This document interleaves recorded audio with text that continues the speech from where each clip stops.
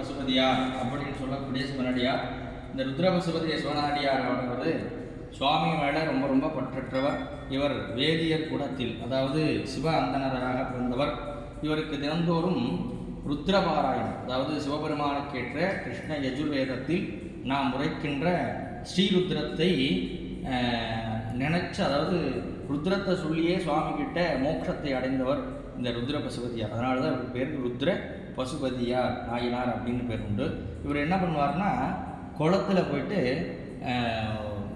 மூச்சை அடக்கி ருத்ர மந்திரத்தை ஜபம் பண்ணுவார். ஜபம் பண்ணி சுவாமி கிட்ட இவர் வந்து சுவாமி கிட்ட வந்து முக்தி அடைந்த ஒரு அற்புதமான தினம்தான் இந்த ருத்ர பசுபதி நாயனோட சிறப்பு.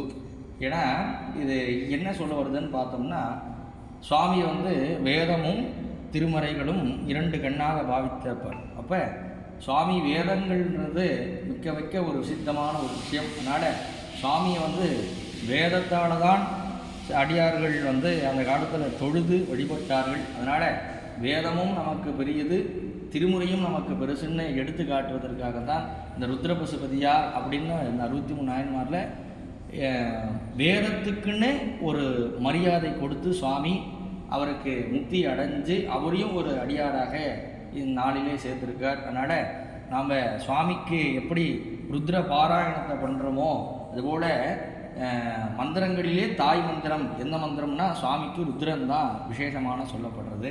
அப்போ அந்த கிருஷ்ண யஜுர்வேதத்தில் சுவாமிக்கு விசேஷமாக சொல்லப்படக்கூடிய அந்த ருத்ரம் என்று சொல்லக்கூடிய அந்த ருத்ர மந்திரத்தை சுவாமி ருத்ர பசுபதியார் தன்னுடைய மூச்சை அடக்கி அந்த குலத்திலே உபாசனம் செய்த ஒரு அற்புதமான அருளாளர். அந்த அருளாளரை நாம் பிரார்த்தித்து அவர் எப்படி இறைவனோடு ஒன்றிட கலந்தாரோ அதுபோல் நம்முடைய ஆன்மாவும் இறைவனோடு ஒன்றிட கலக்க வேண்டும் என்றால், இந்த பிறவி என்பது இறைவன் தந்த ஒரு வரம்.